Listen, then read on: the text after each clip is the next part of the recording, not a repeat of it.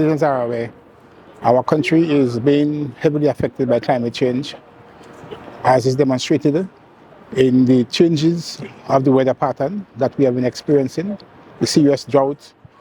from January to May, for example, this year, as well as the exceptional heavy rainfall we would have had from July, but more so in the month of November.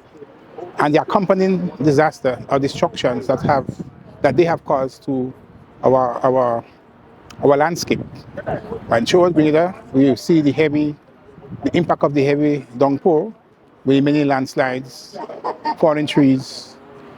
and of course with the floods affecting our farmers and the production. And that's the case with not just Grenada, but with other Caribbean OECS countries. And hence the reason that we are all here from different Caribbean countries to speak to the international community and to let them be more aware of the impact that climate change is having on our small economies and the cost and damage that are inherent in those events that affect us and seem to be affecting us these days far more regularly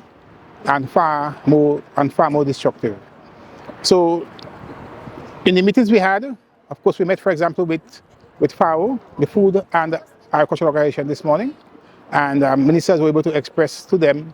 the situation in their countries, in their respective countries, relative to the damage that they have been experiencing, in particular this year,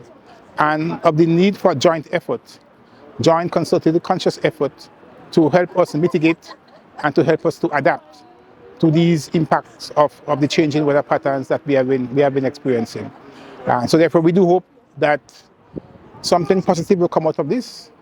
We are expecting to receive a grant of around $80 million, which can be shared among us.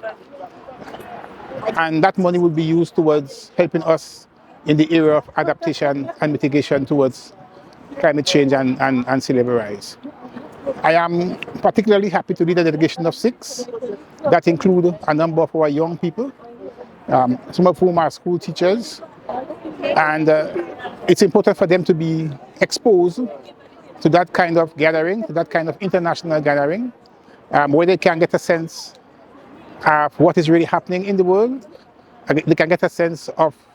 what the international community is doing to help small island states like ours protect and defend ourselves against sea level rise and